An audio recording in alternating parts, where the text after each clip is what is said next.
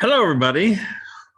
Thank you very much for returning, or perhaps your first of this course, 8-week course on digital Catholic social teaching. We've already completed 4 of the 8 sessions. They've all been very lively. I very much appreciate your participation. Your Q&A makes an enormous difference, not only this afternoon, but longer term, as Shrikant is turning this course into a scribal hyperbook. So at the very end, we'll return to that topic and explain to you what we're doing here, but this is an experimental effort on multiple levels. One of those levels is the one of trying literally to invent a new medium in which we bring oral and written together, which was what happened under scribal conditions. But it's also experimental in the sense that what I'm describing to you has literally never been said before by anyone. So this newness of this novelty may present some challenges, and it may provoke some discussion, debate, heated questions. I hope it does. I want you to leave this session with a much better sense of how radical a transformation we are already living through has become. And that's why the title of this is The End of Mass Society. Let me remind you that there are 3 components to Catholic social teaching. First of them is human dignity, which we have done 2 sessions on. Today is the first of 2 sessions on subsidiarity, which is the second pillar. And then we will shift over for the final 2 sessions to the topic of solidarity. Now, human dignity, which is effectively psychology, and solidarity are both topics that I think most people are relatively comfortable talking about. The reason for that is obvious. Human dignity refers to us as persons. Solidarity refers to the totality of humanity, the entire world. Most people are comfortable talking about those bookends, if you will. We're now talking about the meat of the sandwich, which very often, you probably have experienced this, that's the thing that's the most difficult for people to talk about. Next slide, please. So what do I mean by mass society? Well, I won't belabor this too much. This will feed into the bibliography, which I still owe Shrikant for the last couple of sessions, as well as today. So there'll be plenty of background material here, but it wasn't that long ago. My grandparents, who grew up in the late 19th, early 20th century.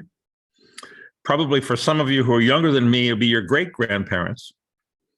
The idea that we would shift from organization of society based on various kinds of hierarchies, various kinds of associations, and so forth, all the sort of things that you would read about in sort of the classical literature about governments. Go back to your Enlightenment project, go back to the US Constitution. None of that anticipated the shift to a mass society. It's a radical change. The notion that there would be a great collective of people, all of whom could be impinged upon, all of whom could be driven in the same direction. It's almost like a cattle herding sort of sense. Required technology that was simply unavailable. Pamphlets can't do that. Newspapers can't do that, although they were beginning in that direction. Telegraph couldn't do that. it took radio. So as it turns out, this became so obvious to some people. I think the election, or rather the assignment of Adolf Hitler to become chancellor, he was obviously elected before that, but not to that role. That probably was the tipping point where people said, wait a minute, something very different is going on here. So starting in the late 30s, the Rockefeller Foundation, which at that point had been responsible for nearly all the funding of what became modern social science, figured out that this was a very big deal. And they put an enormous effort into researching it. It was, on that scale, the only effort ever to try to sort out the effects of a technology on society. It had many offshoots, but probably most importantly, this gave rise to Marshall McLuhan. Marshall McLuhan, who is a key figure, the man behind the curtain in some sense for everything we're doing here. Marshall McLuhan wound up being hired just after the Radio Research Project finished to look at television in the same sense. So the Rockefellers headed it off to Ford Foundation. A couple of figures that may be familiar to you who had a relationship to all of this are the famous, probably more famous today than he was in his own times, because people keep referring back to his novels, Animal Farm and 1984, as expressions of the world in which we now live. George Orwell obviously has given us a great deal to think about, but what is not much recognized is that the impetus for specifically developing the novel 1984, which you may have noticed is actually spelled out in the title. It is not the numbers. And by the way, I believe 1984 was originally meant to be titled 1948. Happens to be the year I was born. Why did George Orwell do this? What was driving George Orwell? Was he answering Aldous Huxley? No. Was he trying to figure out what to do with the technologies of the day? Was he trying to figure out what to do with the aftermath of World War II? No. He was trying to respond to James Burnham. Now, Burnham may be a somewhat less well-known figure. I'll simply note for you that Burnham had been a Trotskyist, as was George Orwell. I've recently been invited to write for a friend of mine's new magazine. And that new magazine is a lifestyle magazine, which would be an unusual thing for me to do. So I'm thinking about writing an essay. I was a teenage Trotskyist. Both Orwell and Burnham were Trotskyists, which is basically where the intellectual left wing gravitated in the 30s and 40s.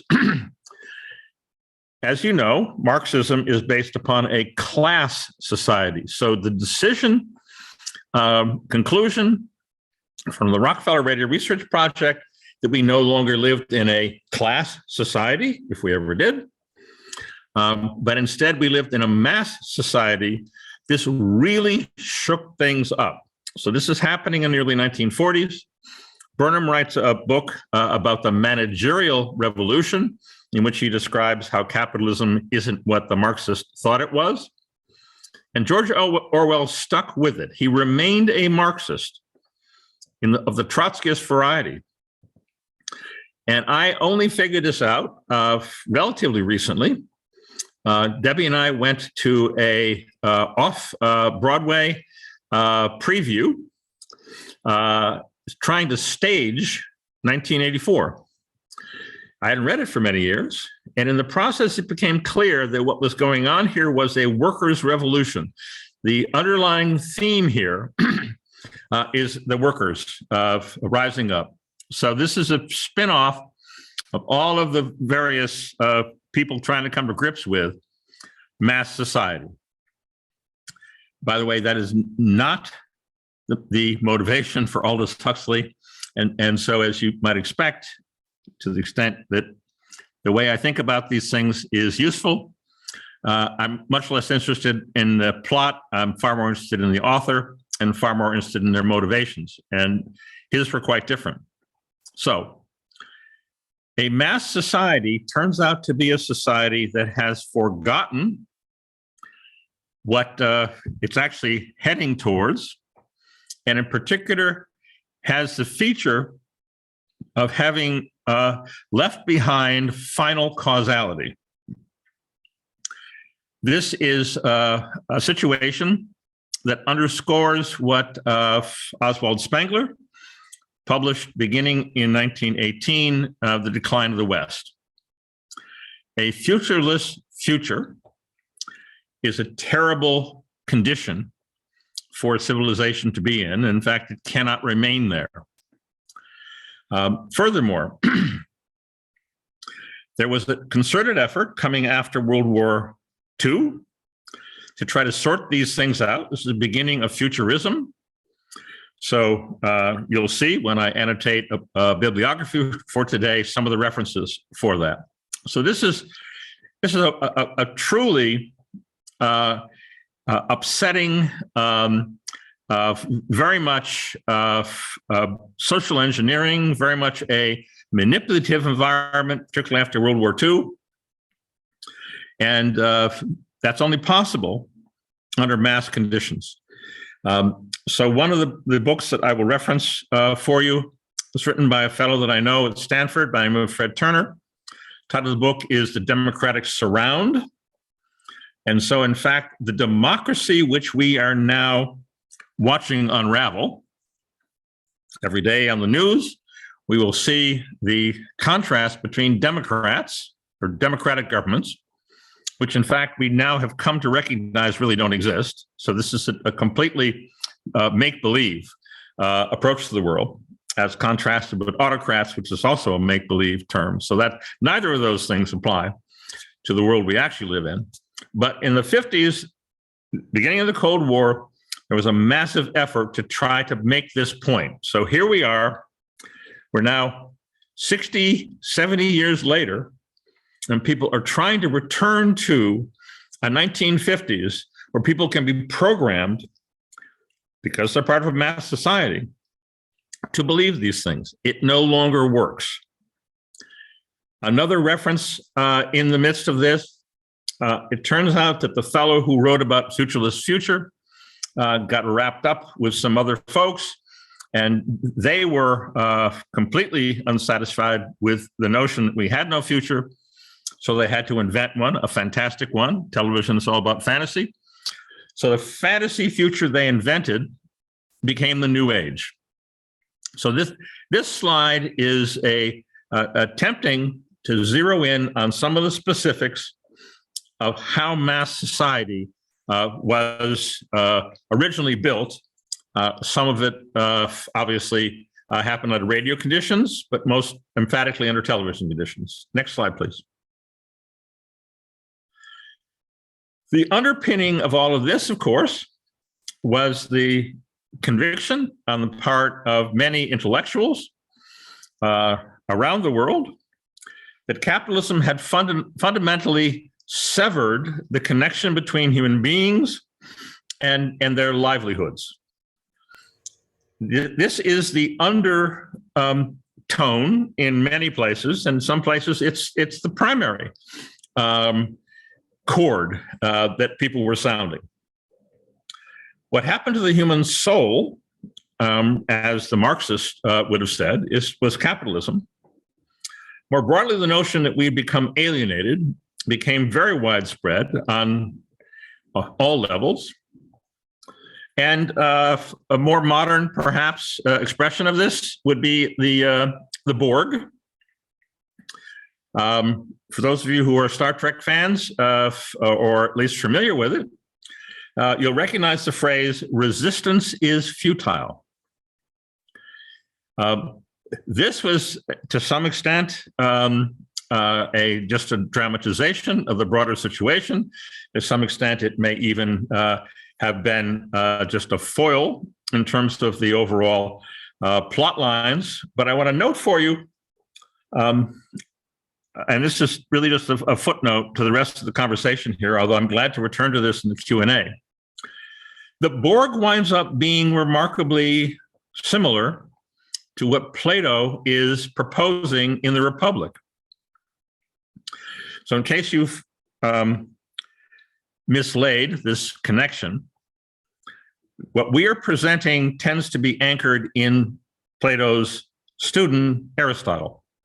So if you want to identify us in the Plato-Aristotle split as being on the Aristotelian side, that would be probably accurate. But the communism, literally, Plato was describing a world which was a communistic sharing of not only properties, but wives. A point from Plato that perhaps doesn't get enough emphasis. Now, the way that this was all being addressed in the 20s and 30s, I'll just touch upon these very quickly here. As you know, for the past couple of weeks, we have spent a lot of time on experimental psychology. Experimental psychology, today known as cognitive psychology, is, in our view, right at the heart of the problem. The problem being a series of social sciences that do not take into account actual humans or human society more broadly. Phenomenology was the umbrella of the philosophical terms associated with this, again, focusing on the individual and not on the larger institutional context. So that subsidiarity that we're discussing here today is literally everything between the family and the state. And to the extent that people's society was organized around there being no viable intermediate institutions, that's what got us a mass society. Another reaction to these circumstances, remember here, it is our view that this is all rearview mirror. This is all in the past. So we're not doing these things anymore, and yet they linger. So importantly, Marshall McLuhan raised the topic of obsolescence. These are all obsolete. Obsolete does not mean, however, in McLuhan's use of the term, that they disappear. Obsolete, in fact, means that they become even more emphatic, that they become frantic in a certain way and in your face. Liberty and its association with negative freedom became a very strong direction in all of this. One of our colleagues on the screen here, Bill Frezza, knows far more about that than I do and was deeply involved with that. He may wind up with a question about how that now obsolete approach to mass society, so you can easily imagine here why people under mass society conditions will try to somehow carve out a role for the individual, how that obsolete reaction to an obsolete environment still plays in our lives. Next slide, please. Okay, so where did subsidiarity come from? So let's set that history aside and look at some different history you might learn from.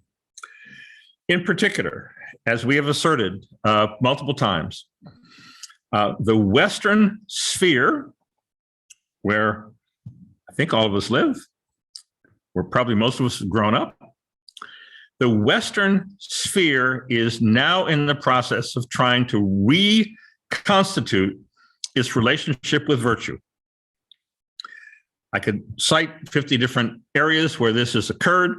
You've all heard aspects of this, I'm sure, but the return to virtue becomes an enormous imperative for the West sphere. Historically, there have been many lists of virtues. The four cardinal virtues, however, are probably the ones that have survived the most. These involve prudence. These involve courage. These involve balance and wisdom. But very important, they always have involved justice. And so it is from the justice strain of the cardinal virtues, dating back certainly to Athens and before, that subsidiarity takes its origins. The structures of medieval society, and I don't mean simply Western Europe, medieval society around the world. And by medieval here, I mean a term which is maybe more familiar to the scribal world that we believe is being retrieved now by digital. Those structures were historically very much based upon subsidiarity. Now, subsidiarity, I've gotten all the way here to question 3 without defining subsidiarity. It's not that complicated. Subsidiarity just simply says that the responsibilities for decision-making should rest at the lowest possible level of organization. That higher levels of organization should not impose themselves on the lower levels. This does not mean that there will be no hierarchy. This does not mean that there will not be a state. This is not an anarchist statement, but rather it's a statement of the appropriate level for responsibilities and rights throughout society. Now, this is very important that responsibility be brought into this topic. We tend to think of rights, particularly given the environment we've come out of, and the fact that, in general, the individual and the state represent the boundaries with nothing clear in between. As you can imagine, those oriented towards the individual will want to express rights in terms of negative freedoms. Leave me alone. Don't tread on me. But as many smarter than I have commented, and there's a vast literature on it, this becomes a serious problem unless responsibilities, duties, obligations are somehow linked in with those rights.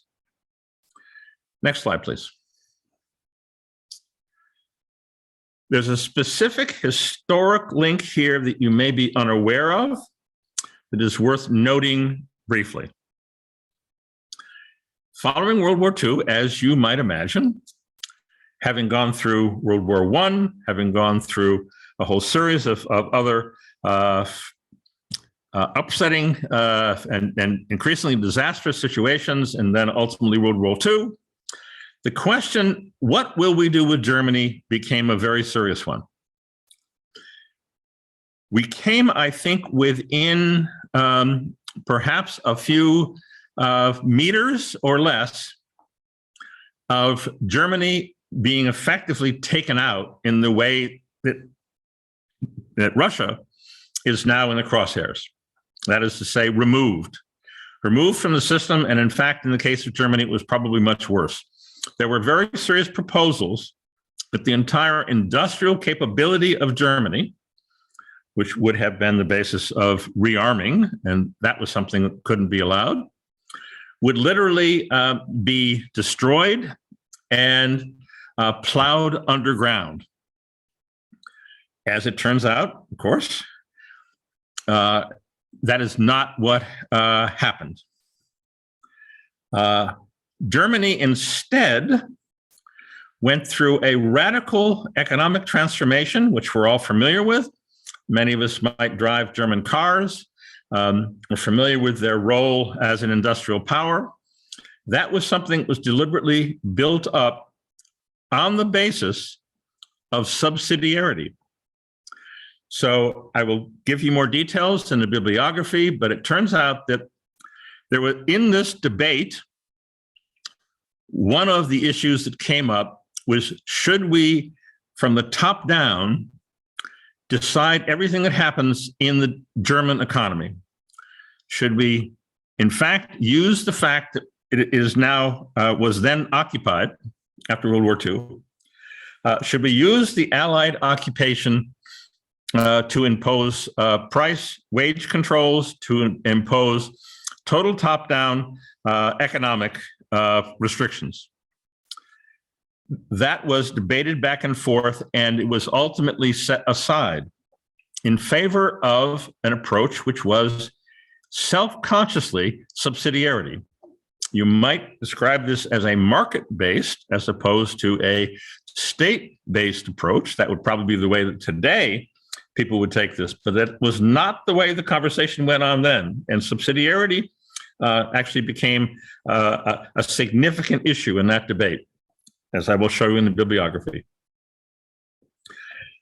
Furthermore, the organization that had come into overall power after World War II, or one of them at any rate, the important Bilderberg Group.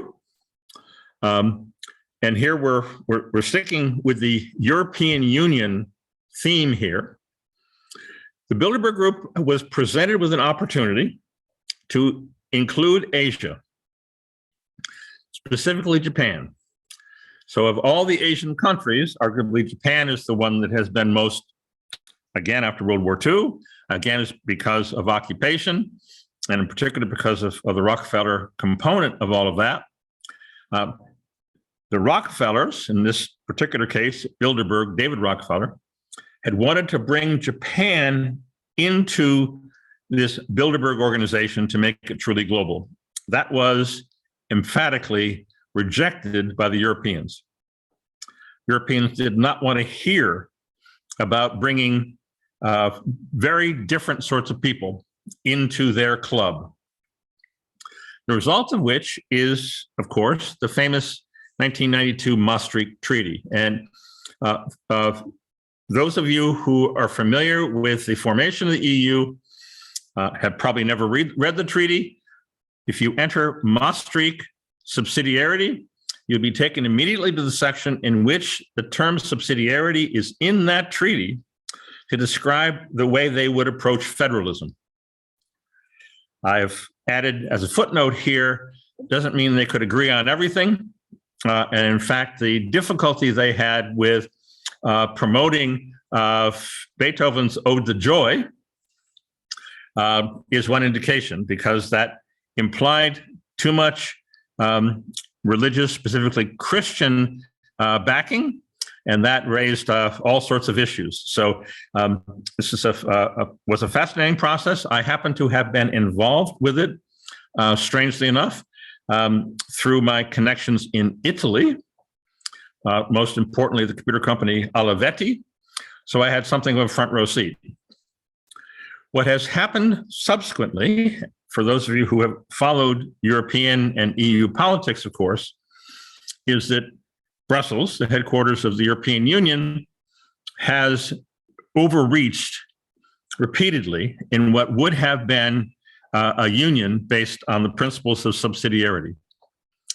The notion that the smallest level organization should handle what they can and take responsibility for what they have was repeatedly overridden in terms of many economic issues, certainly in terms of citizenship and in terms of migration. The result we got from that was Brexit. You might wonder, how did that happen? You might make a list of people who are for and against it. You might have noticed that the Queen wasn't very happy about it, et cetera, but I believe that both Brexit and what is typically called populism, so this includes Hungary, to some extent Poland, all of these things, rarely, if ever, will you hear them referred to in terms of a failed effort at subsidiarity, but that is what happened in the European Union. And I believe if the European Union is to survive all of this, it will have to return to a much more explicit approach to subsidiarity. I'll just note here also in passing that one of the more interesting political developments inside the EU, it doesn't have an enormous amount of traction today, but all of its elements have spread out, is the Italian Five-Star Movement. Something that I'll also give you documentation on, but an absolutely fascinating bottom-up movement that, at least at one point, had captured the mayor of Rome and had very significant enough participation in the Italian parliament that they literally canceled elections so that it wouldn't wind up taking over in Italy. Italy becomes, for a variety of reasons, one of the more interesting, probably than either France or Germany or the UK and maybe Spain, in terms of their understanding of these matters and their participation. Next slide, please.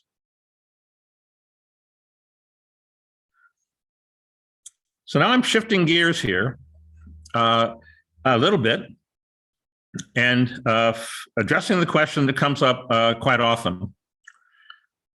Shrikant has something to say. Sorry, okay. I skipped a slide. Go ahead. Skipped a slide. Okay. So, question number 5. Can the New World Order survive? The answer to that question, as you probably will not be surprised if you've been following the bouncing ball, is that it has already been dismantled. It's already collapsed. I was sitting around earlier today, and perhaps Shrikant will be interested in sharing this, a lengthy article by a couple of authors as it appeared in Bloomberg as an opinion piece. And the conclusion of this is that the opportunity to keep that New World Order in place appears to be rapidly slipping through our fingers. So this is one of the more interesting and more recent, obviously driven by the Russia-Ukraine conflict, in which some people it's beginning to dawn on some people that globalism is finished. Let me spend a few minutes here on Henry Kissinger, who, at least for me, is probably the single most important representative of the building of the previous New World Order, but more importantly, perhaps, his recognition that it has collapsed. The last by one book published by Henry Kissinger, he just published a new one, The Age of AI. His previous book was entitled The World. So Henry is a very old man now. He's very sharp. One of these days, he will no longer be with us. But Henry's understanding of what has happened to the world that he, perhaps more than anybody else, helped to create is really quite penetrating. He knows the old rules no longer work. The old paradigms and structures no longer hold. He has not gotten, however, to the point of fully comprehending how new technologies cause these paradigm shifts, but he nonetheless has drawn close enough to the situation that he recognizes that technology is truly the driver of this history. This has been it's a topic that you probably know, those social scientists who are here listening to us. You probably know that social science has rejected the notion that technology has this driving force. The driving force of technology wound up being summarized in an MIT set of meetings, conference, and then ultimately a book, Does Technology Drive History? Their attempted conclusion, no, was a very weak one. And the reason for this is because they never were able to wrestle with the topic of formal causality, because it is the forms of technology that have this effect, well outside of the understanding of the relationship between causes and effects that most social scientists today have. The most obvious example of this development is the rise of China. Now, for those of you who followed the China situation, you probably recognize that up to a certain point, perhaps 10 or maybe more years ago, but certainly through the 90s and the early 2000s, it appeared that China was joining in with the New World Order. I suspect my first trip to China was in 1997, so I have a little bit of history going back to that point. I think that that was very much on their minds, and a debate followed. But that debate, which centered largely around China's ability in technology, shifted quite dramatically, and the election of Xi Jinping is a critical component of that. So China decided they were not going to be a part of this world that Henry Kissinger, who had tried initially, of course, the Kissinger-Nixon meetings and so forth, to integrate China into the world. Like Henry Kissinger, the Chinese figured out that that was no longer the structure, no longer the paradigm, and they split off from it. Now, the last point here, the retrieval of scribal, may seem quite obscure. What does scribal, that is to say, the period between the oral world and the print world, what does it have to do with any of this? Well, if you were to try to find out when the Chinese actually embraced the printing press, you come up with a couple of interesting answers. First off, by many accounts, the Chinese invented printing, like so many other things. I tend to list gunpowder and toilet paper, but as Bill will object, I will also add spaghetti. All right, Bill's shaking his finger. The Chinese invented noodles. The Italians invented spaghetti. But throughout this long history, the Chinese did not have print. Print as we know it did not arrive in Asia until the colonialists arrived. And it wound up becoming a means of bureaucratically trying to control those societies, not something that was fundamental to their culture. So I'm going to argue that the reason why the Chinese are rising today at a more fundamental level than perhaps most discussions is that they have always been scribal. They never let that go. I will just simply note that when I first got involved with China in the late 90s, the family, one of the dozen or so families that ran China at that point, that is not the same case today, but that family's senior-most representative had been the Secretary of Defense, Minister of Defense, rather, under Deng Xiaoping, and he had retired. And so you might ask, well, what does somebody of that stature, somebody who is responsible for completely modernizing the Chinese military, somebody's responsible for their ballistic missile program. This is a heavy-duty individual in any society. What does he wind up doing in his retirement?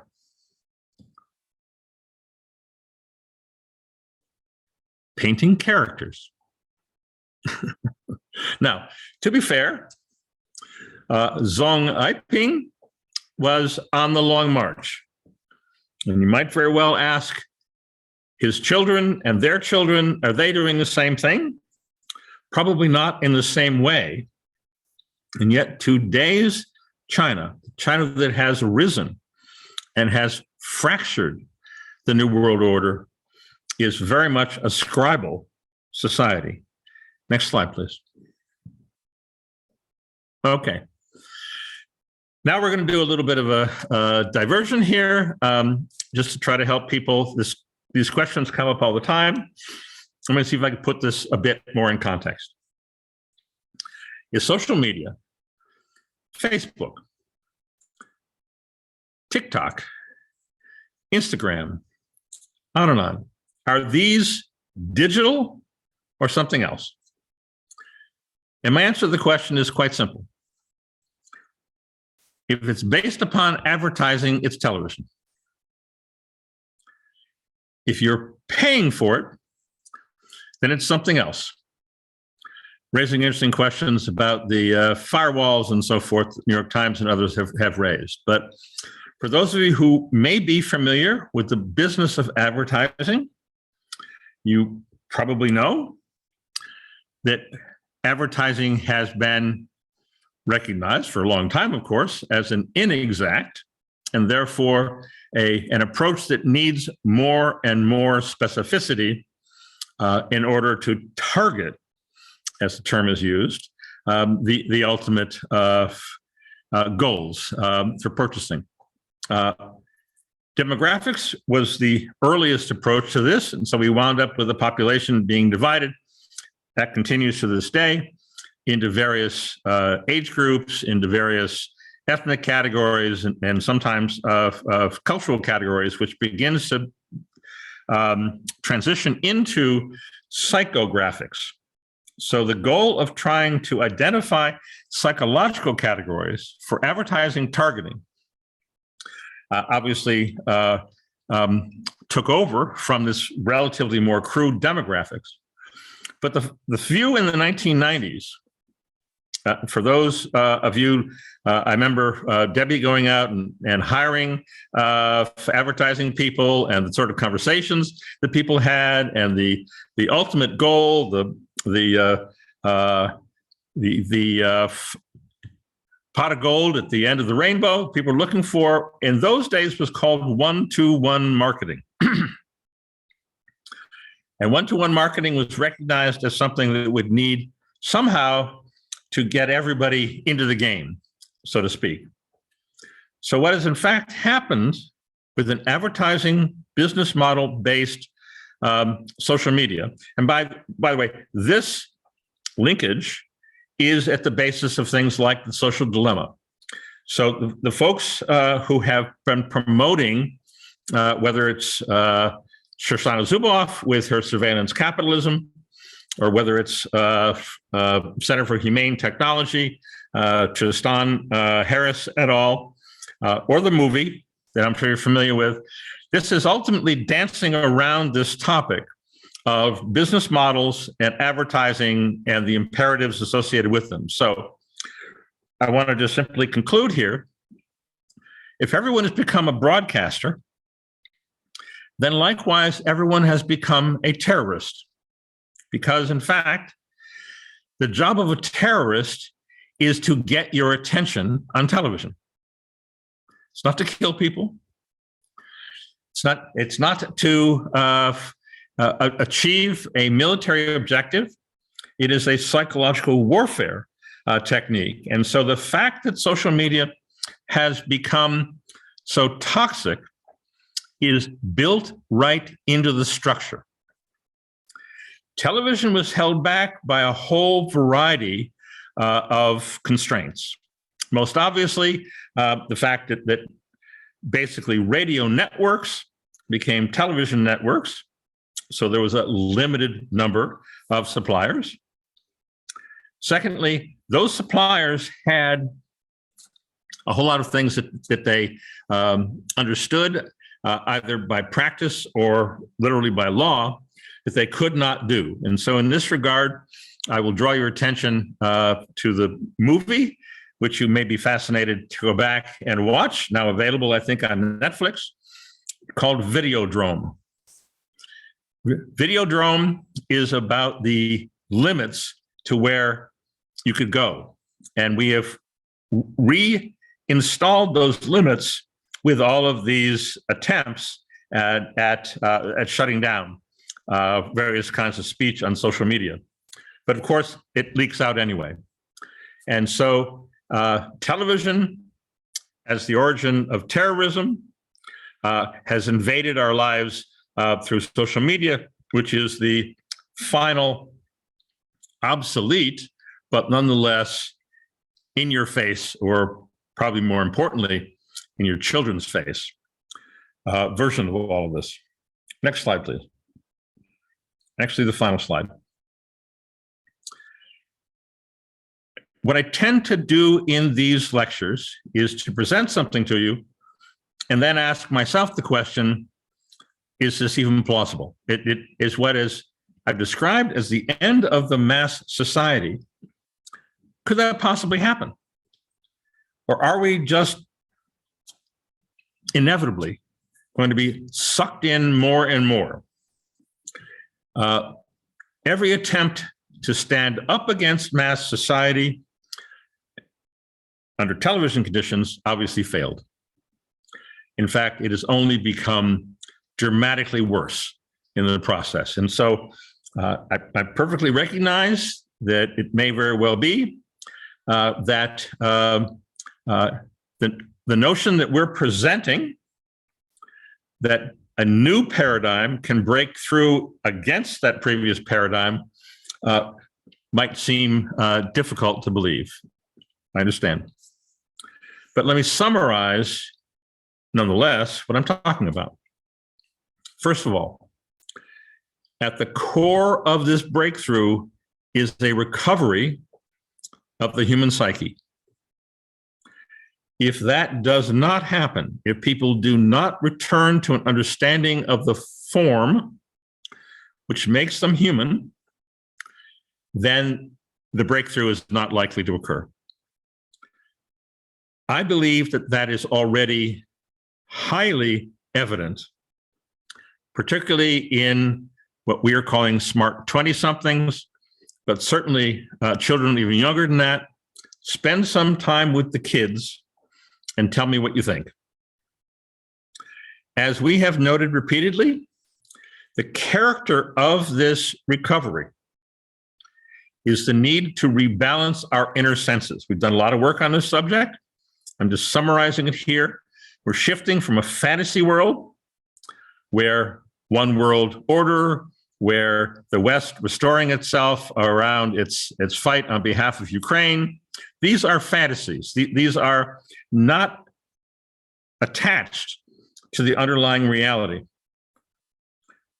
Unless humanity makes this shift from a overwrought imagination to the point of fantasy, and instead begins to build up its capabilities for memory to balance the inner senses, we will continue in the direction that we've been going, which is a disastrous one.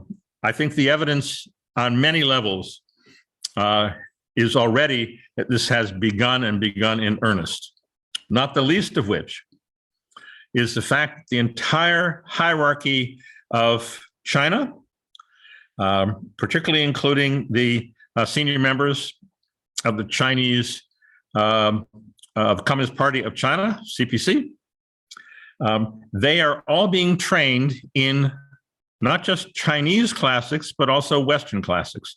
We brought this up in earlier sessions.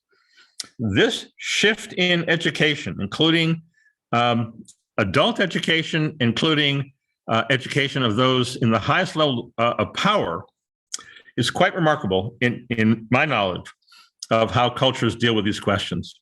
It's already well underway in China. It should be also well underway in the West. I want you to leave this session with an appreciation that the difference between digital and the previous electric television world is that the previous world lumped everything together as if there were no distinctions. So this is very important to the topic of subsidiarity. Subsidiarity is all about distinctions. Subsidiarity is all about institutional limits. Subsidiarity is all about the nesting of various institutions and overlapping of them in between the individual and the state. The individual, as some might express it, as the market solution, and the state, those polarities now need to be discarded.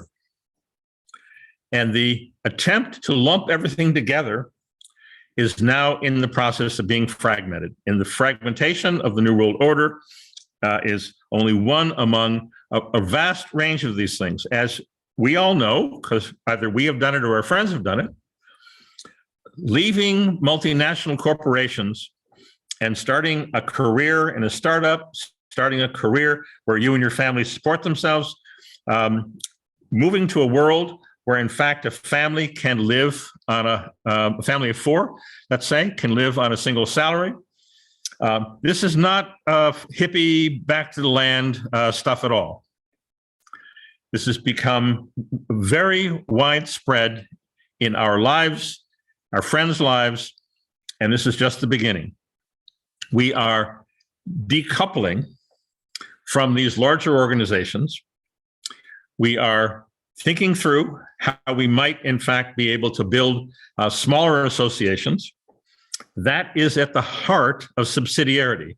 So whether the term winds up being used or not, we're in the midst of a shift from collectivity, which is what the television environment and advertising-based business model depend upon, to one of, in fact, enormous richness in that entire space between the individual, the family, and the state.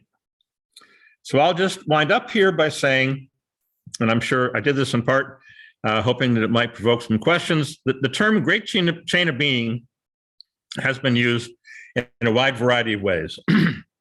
I would suggest that the questions of our relationships with other beings, certainly with the rest of our ecology, certainly with many other species, certainly with those who we might imagine to be at a level above humanity. This cannot be avoided. It's a conversation. This is a very deep topic that we are inevitably drawn into.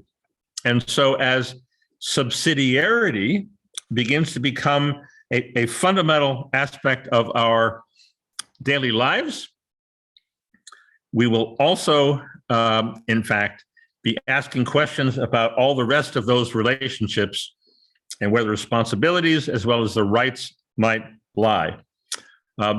This last slide, as is typical in the way that I've been approaching this course, is a preview of next week. As we have been organizing this, the three fundamental pillars of Catholic social teaching, human dignity, subsidiarity, and solidarity, each of those have been discussed for 100 plus years in the terms of Catholic social teaching. They go back far longer than that, of course, and human organization. But each of these takes on a whole new character in this new paradigm. So next week, we will return to the topic of subsidiarity, and we'll deal with it specifically in terms of what comes after mass society under digital conditions. Thank you all very much.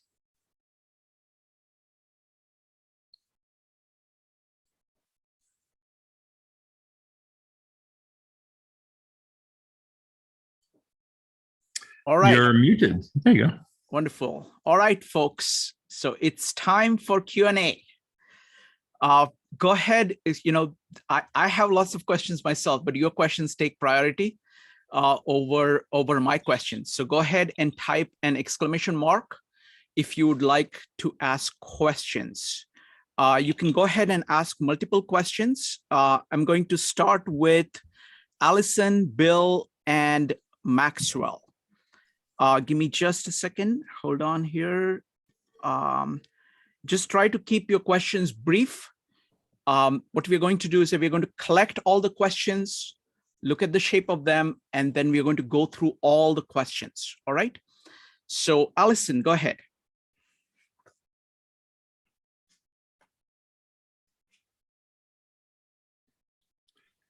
You're muted, Allison.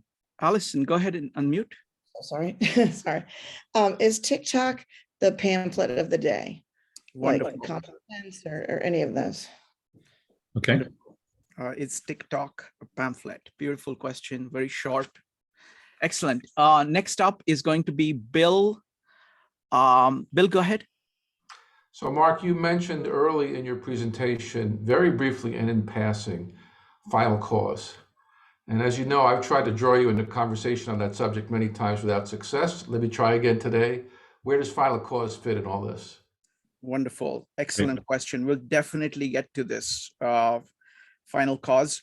As Maxwell has more questions, I'm going to have other people go first, and then we will go to Maxwell. So it's going to be DLJ followed by Laura. DLJ. Hi, yeah, thanks. This is for a clarity question to see if I'm getting it right. So I'm trying to follow the pattern back regarding oral, scribal, television, digital, etc. Right? So are you saying that the oral version of mass society previous to television was the pulpit? Or is the pulpit oral or is it scribal? So I'm a bit confused where that one fits in. Are you also saying that the opiate of the religion was replaced by the opiate of TV, which I think might be Marx's point, and globalization point as well, of course, because the church did its own version of globalization as well. So you're identifying a pattern there between oral, scribe, and saying these are repeated patterns. Am I right in thinking that or not?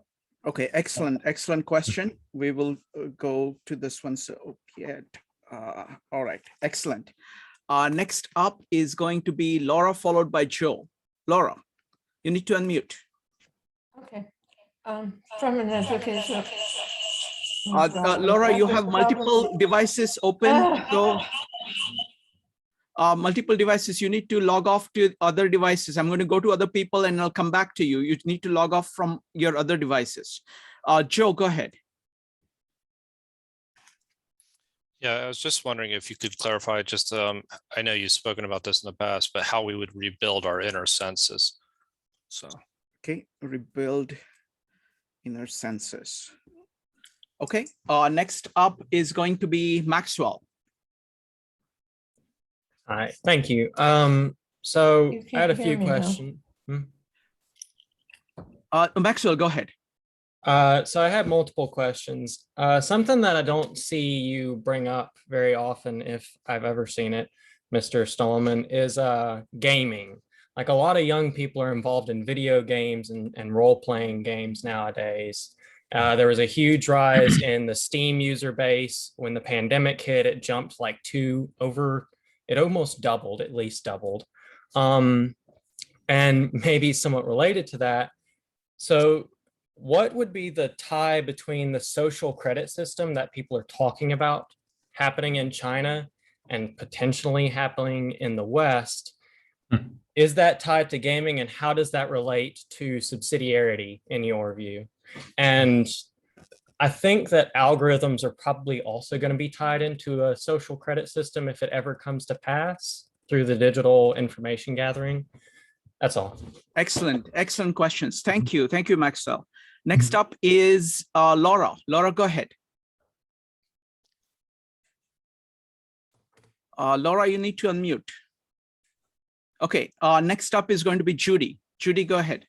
Yes, I'm very interested in the adult education focus that he mentioned just recently and in China. And I was just wondering if there's some sort of plan or strategy or big brain behind this adult education focus in China and other Western countries that he mentioned. Wonderful. Adult education in China and Western countries. Okay, all right. Laura, go ahead. Okay, my question is also about education, and I think it's actually fits with sort of a notion of sort of a very communistic model, but it's like an everything model. So it would say like every student gets equal education in the model I'm talking about. I lost my word there, but everybody gets, the purpose of education is to teach kids how to learn. So that's for every single student from every single grade from the day they enter school. To Laura, the day can you go ahead and phrase it as a question? So the question is that, do you believe that that kind of model could be developed, and, curriculum could be developed through those years so that for the first time, education could be equal for all students? Got it. Thank you. Thank you, Laura. All right. Debbie, did you have a question? You have unmuted. No. No. Okay. No. All right. Okay. So let me go ahead and let's go through questions now. Let me go ahead and organize these. Let's see here. But rebuild gaming, adult education. Okay. Let's start with the first one while I organize. What is TikTok? Is it pamphlets? How do you understand TikTok? Well, the most important thing to know about TikTok is that the TikTok you see in the United States is not at all the same as the TikTok you see in China. In fact, in China, TikTok is a primary educational platform, very carefully organized on that basis. The TikTok in the United States, on the other hand, has all of these difficulties associated with advertising. So the business model, you don't pay a subscription for TikTok. This is a standard social media advertising approach. And as I learned some years ago, and if any of you are in the advertising industry, you will know more about this than I. It turns out that the ultimate target of the advertising industry worldwide, self-acknowledged, is 13-year-old girls. Specifically, as it was described to me by a US anthropologist who had left to go become a part of the advertising hierarchy in Japan, which is itself a fascinating business story. He's the one who said to me, and I quote, "The only thing we're trying to do is to seduce the affections of 13-year-old girls." When I replied, as you might imagine, "So how exactly is that different from child abuse?" The conversation got heated, and that was towards the end of our exchanges with each other. So TikTok in the US is part of the social media world, which is attempting to seduce the affections of 13-year-old girls. And it is already wound up in enormous trouble as a result of that. TikTok in China, on the other hand, is a childhood education device that obviously has been combined with entertainment, it's been combined with various TikTok stars and so forth. But instead of everyone becoming a broadcaster and therefore a terrorist, in China, the effort with TikTok has to turn everybody into a teacher. It's a fascinating distinction that has developed between these two East and West spheres on that one particular platform. Wonderful. Thank you. So Mark, this is an amazing, amazing group of questions that we have. I'm going to add one more question of my own, and then I'm going to organize them. I want to show you the shape of the questions, and then we will take all of them. So the question I will add is that, how does the currency of attention of people change across the oral age, scribal age, print age, electric age, and the digital age? What happens to it? Okay, so that's the question I had. Bill asked about the final cause, how the final cause is destroyed with mass society. So the idea of what was the final cause like before and what happened to it. DLJ asked the questions, very interesting questions about the, is the pulpit, scribal, and oral? What is the religion opiate of masses? How does that work in scribal, print, electric? Okay, Right. so we have those questions. Joe's question was about rebuilding of the senses. So what kind of reformulating of human psyche that we need in the digital age in order to make sense of all of that? Maxwell had fantastic questions on gaming, because gaming is a way in which the young people are interacting using the digital, and the idea of social credit as is integrated with gaming on one hand, and social credit as a general principle on the other hand. We are, Judy had questions about adult education, both in China and in the West, and how it will be shaped in the digital. And Laura had questions about education in general of children. So this is an amazing group of questions. So now we have to figure out how to get around it. You want to make any opening statements about these questions, and then we can go one by one. Actually, my first observation is, and I hope to do better next week, is that none of these questions are specifically about subsidiarity. That is to say that the structures or the grammar, if you will, of one paradigm or another. And Maxwell wiggled his hand there, and I think that's fair. I think Maxwell's broad and sort of, he landed multiple times on various questions, so I'm agreeing. But first off, what we're talking about here are structures within a paradigm. And I appreciate that trying to get to specifics on topics like education, I'm a little surprised that I haven't heard questions about, so what do we do with the Republican Party? I'm a little surprised we haven't heard questions about, so is the Constitution still valid? But leaving all that aside, I think that people are appropriately grappling with the recognition that we're not in Kansas anymore, as we would put it. And so I'm very happy that this group of people have begun to, I think, internalize the radical change that have already occurred in our lives. Mark, let me do one thing. So folks, what we're going to do is that we're going to answer these questions first. But the topic today is subsidiarity. Okay, the subsidiarity is basically the way in which Mark defined it is responsibilities should be pushed at the lowest possible level. Now that's a principle of organization of society.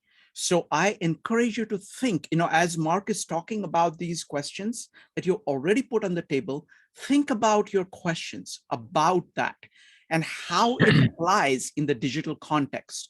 And we will collect all those questions in the next, we will collect the questions after Mark has answered these questions. Go ahead.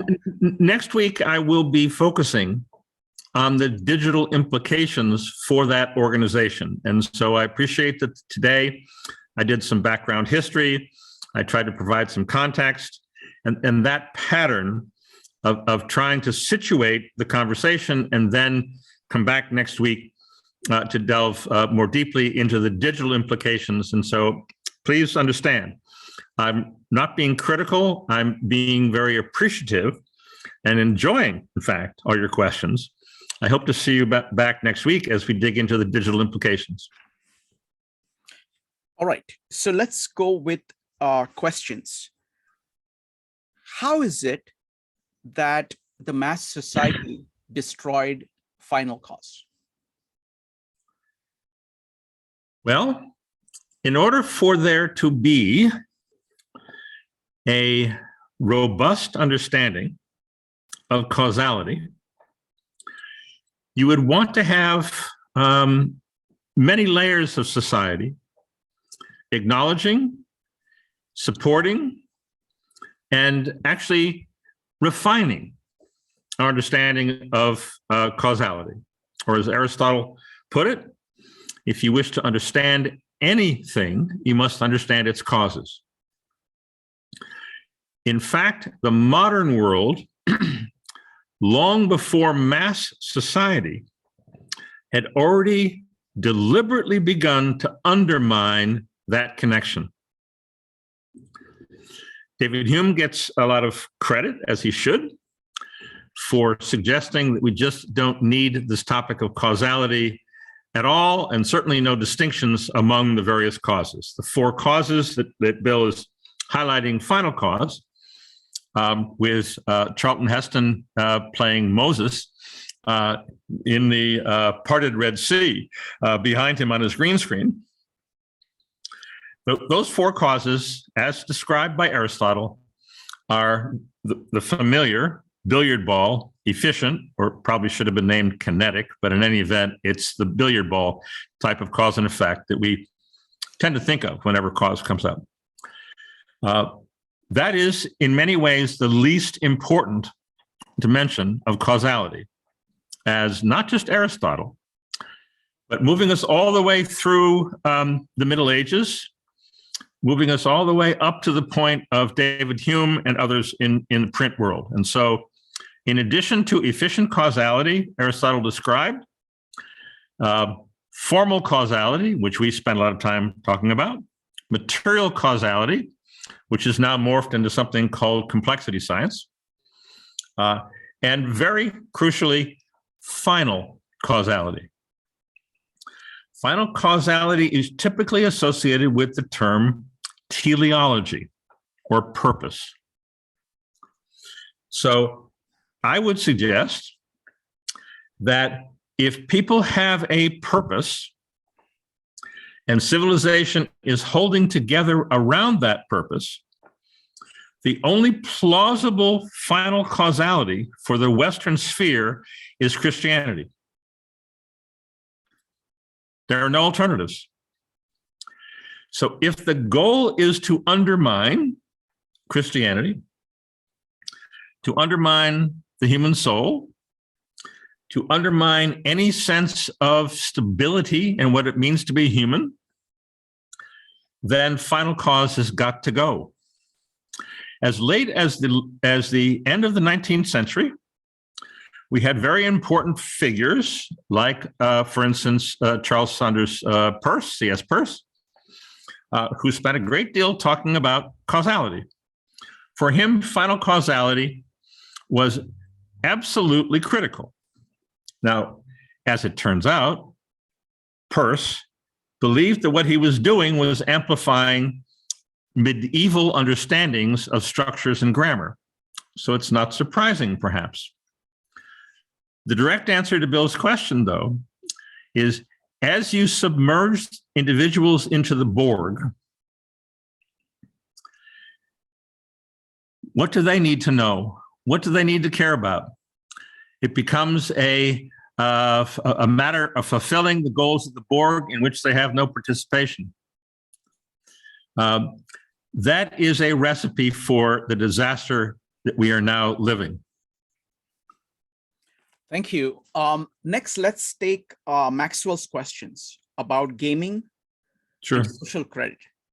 What are your thoughts about the role? Well, my first thought, of course, is that at the age of 74, where the last game that I probably played with any earnestness was called Myst, that I really know very little about the gaming world. But fortunately, our colleague, Peter, I'm looking on the screen here, there he is. Peter knows an enormous amount about this topic. So I will make a few prefatory remarks, and then if Peter is okay, I would ask him to answer more substantially what you said here. Every one of these categories, with the exception of gaming, which of course is a new phenomenon, but opiates of the people and pulpits and so forth, these are all very interesting and important structures. But I will answer, I think at the very end, you said that what I have been suggesting is that these same structures repeat themselves in these different environments. That is not what I'm saying. In fact, I'm saying the opposite. What I'm saying is that the categories radically change from one paradigm to another. The pulpit, in particular, is obviously a result of the Christian Bible. There would be no pulpit without the Christian Bible. Christian Bible marks the transition based, obviously, on the earlier Hebrew Bible. The Hebrew Bible is a topic that we have spent time with on 52 Living Ideas, because Shrikant has brought in the speaker, Brian McVeigh, and he did an entire session on his recent book, The Psychology of the Bible. So I recommend taking a look back at that. But Maxwell, the categories that assert themselves as most important socially change from paradigm to paradigm. In an oral world, in a Scrabble world, in a print world, an electric world, and a digital world, they're quite different. Now that implies that we have some new categories to generate in a new paradigm. And so my guess is that will relate to Peter's answer on the question of gaming. That's exactly right. So my first reply was going to be that McLuhan, who has come up a bunch here, I already said in the chat in response to Bill's question about final causality, that McLuhan told us a long time ago that it's impossible to have goals in electric conditions. When everything moves instantaneously, instead, he wrote, people seek roles instead. And so anyway, back to this point on video gaming, another thing that McLuhan said is that when something is contained in another medium, it suddenly becomes an art form. So movies, when they first came out, were seen as this junky thing. And then suddenly you put movies on television, and then they became this prestige art form. When you put television, a junky the thing. Oscars are being awarded tonight, in case you want to see where that's taken us, right? Right. And so television, which was obsolete by the time 9/11 happened, you suddenly get the rise of the golden age of prestige television, which means that it sort of doesn't matter anymore, but it's become an art form. They take on new character, and then you have things like Breaking Bad and The Sopranos and the last sort of 20 years of that. I saw a tweet today from my friend Jamie Brooks, who suggested that Elden Ring is the first prestige video game. And she said, if you think I mean prestige as a compliment here, you don't understand what I'm saying. Which is to further Mark's point that we've lived in digital conditions now, almost, not fully aware of it, but people are starting to get the message for over 20 years now. Video games in the setup that you're describing are older than that. They were developed specifically in these television conditions, right? So you have Pong, you have Zelda, you have the 80s, the 90s of, how do we use a computer to move stuff around on the television screen? Obviously, things have gotten a lot more sophisticated. People studying World of Warcraft as terms of how do economies work? How do viruses spread? Stuff like that. But that's all very old stuff. And it's rooted ultimately in a psychology shaped by fantasy. It's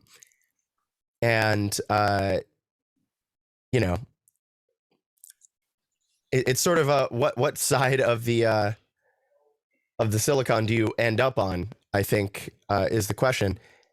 And in the 70s, McLuhan noticed this too and said, as young people growing up with computers navigate the uncertain pleasures of database searches and video gaming, they'll have to figure out some more certain pleasures. And so this is to get to your question of, will people sell their access to responsibility and therefore their rights to become slaves to the former masters of electric society, rental society, subscription services, subjugation to algorithmic advertising? I'd argue that that already happened. And the reason that you're able to articulate it is because you lived through it. I lived through it too. And this is deeply tied to themes that we've talked about here religiously of Gnosticism, where, or as Mark described it here, everyone has to become a terrorist. Everyone has to build better and better traps for other people's attention in order to survive. That's the world that we lived in. That's the world that Mark described, where, to put it in religious terms, not just a terrorist, but a magician, someone who can control someone's attention through sleight of hand to make them think they're more prestigious than they actually are, and master them, to use your word. But what Mark is describing is the end of that circumstance. The fact that we're able to talk about this stuff openly and that everyone knows what I'm talking about means it's no longer the thing that has to be understood. So the next 20 years, I would guess, are not going to look like the Great Reset or whatever. But instead, we're trying to figure out how to get some control over that and direct it towards human purposes. As Mark has suggested, I think the church is going to be very highly involved. And nothing is going to move forward without human dignity being asserted first. And so that's just to answer your earlier question, where you phrased it as gaming is a social credit system with subsidiarity, algorithms in social credit systems, if that happens. You can't have subsidiarity without human dignity first. So that's my answer to that question. Thank you, Peter. That was great. Thank you. Let's continue this on to the question of Joe's question of inner senses. I will formulate it. We're talking about a transition between fantasy to memory, and it naturally relates to that. So how will that happen in the digital conditions? We don't have to do anything. It happens automatically. As it turns out, as I'm sure we've all come to grips with one way or another, human beings are not rational. They do not organize society on a rational basis. Steven Pinker, a cognitive psychologist from Harvard, has published a new book on rationality. I happened to sit through his lecture at Stanford, and it was pathetic. No one is going to get up in public nowadays and defend rationality if there's any ability for people to ask intelligent, courteous questions. Not how it works. Instead, the subconscious, or if you prefer, the unconscious, turns out to have been a rather poor borrowing of an earlier understanding of human mentality. Sigmund Freud was trained by Franz Bertano at the University of Vienna. He ultimately wound up with his version of the inner senses inaccurate in many ways, and yet structurally, the ego-id superego, which comes along at the very end of Freud's career, that is of an attempt under electric conditions to explain how these faculties actually relate to each other. So when I say you don't have to do anything, what I mean is that without thinking it through, without rationalizing it, merely by experiencing it and perceiving the world around us, we tend to take on the structures psychologically of the technologies we use habitually. The technology of television is clearly an illusion machine. It was designed to do nothing other than present what is not there. Not only aren't not tiny people inside a box sitting on a table in your living room, but in fact, as I've noted many times, there's no picture, there's no motion, there's no color. It is at the very most basic perceptual levels a deliberate illusion. So therefore, if we habitually use a communications technology that is nothing but illusion, our lives will be overwhelmed with illusions. On the other hand, I was fortunate at one point in my career.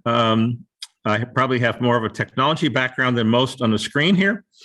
I was hired to architect next generation computers. This happened back in the 70s and 80s. And so as a computer architect, I had to ask myself the question, well, what lies at the basis? What's the ground of all of this? And it very quickly became clear that really the only thing that matters is memory. The memory architecture of your cell phone, the memory architecture of your personal computer, memory architecture of the internet. A URL is nothing but a memory address. The notion that computers spend their time computing is just wrong. Computers, and in fact, all digital systems, spend the vast majority of their electronic activities shuffling, checking, retrieving, storing in memory, in a hierarchy of memories. And so it is inevitable, I believe, that human beings will now be drawn to the question of our own memories. Honestly, I think a part of this will also be the fact that as we grow older, our memories become more fragile. So there's a few older people like myself on a screen here. And so we will have a personal reason to study this. Our children's memories will be enormously important. But maybe a helpful answer to this question is that we will orient ourselves more and more towards those products, services, activities, which wind up being memory exercises. Had a conversation earlier this morning with some folks about, and see, now my memory is failing me. Debbie, what's the television show that we watched? Just a second, let me go ahead and unmute. The trivia show. Go ahead, Debbie, you can unmute. Alex Trebek. Okay. Okay. Jeopardy. What is Jeopardy? What is Jeopardy? There you go. Jeopardy is a memory game. It's trivial, which of course is a slur on the classical trivium. But my guess is to answer the gaming question and to just insert here, I strongly suspect that at least aspects of what is going on here, I think Peter has at least tentatively agreed with this, is there's aspects here particularly in warfare type games, of medieval knighthood going on, and the sorts of things that particularly young men then and now tend to be engaged with. But my guess is that memory will become more important everywhere in our lives, including in games. Wonderful. So we'll take one last question, and then we will give a preview of the subsidiary discussion next time. So the last question is on education, both on adult education in China and the West, or what you see there happening, and how will education of children be transformed? Sure. It may surprise some of you that Article 26 is the only important article in the Universal Declaration of Human Rights. Article 26 says everybody deserves an education. Doesn't stop there. Everybody deserves a free education. That implies that the parents are not going to be the educators. That implies that the family is replaced by a in loco parentis that begins very early in our children's lives. That implies that the Finnish law, which I'm led to believe by some Finnish friends, has an enormous impact on the shaping of Finnish society, is that mothers routinely give up their children to the state beginning at the age of 8 months. Now, what's happening in China has its own, quite deliberate, in the Chinese context, moral education foundation. That is not the basis of John Dewey's education. That is not the basis of much of what's happened in the 20th century. That is not the basis of seducing the affections of 13-year-old girls. So if you move those things aside, the question is exactly the correct one. How are we going to educate children for this new paradigm? And our answer to that is, in fact, a version of what I've just mentioned, the classical trivium, what became the 3 R's, reading, writing, and arithmetic, were originally grammar, rhetoric, and dialectics. So in that regard, I'm looking forward to my conversation someday with Steven Pinker and his promotion of the notion of rationality, because that's 1/3 of what we need to teach children and adults. That's the dialectics component. The most important thing we will need to teach, and it will not be taught in a simply didactic sort of fashion. This is not going to be, it's on the test next week in that sense. But teaching children and adults to be able to perceive forms. So in the process of equating human beings with computers, of course, artificial intelligence, from its very beginning in the 50s and 60s, was organized around the topic of pattern recognition. Human beings don't do that. Human beings perceive forms subconsciously. So how you teach children and adults to better perceive forms will be a massive and very expansive, and I think very satisfying new field in education. So, as we have said repeatedly, and I will continue to say repeatedly, new paradigms mean new sciences. the social sciences we have today will have to be discarded. Not the people, but the underlying principles associated with it will have to be discarded.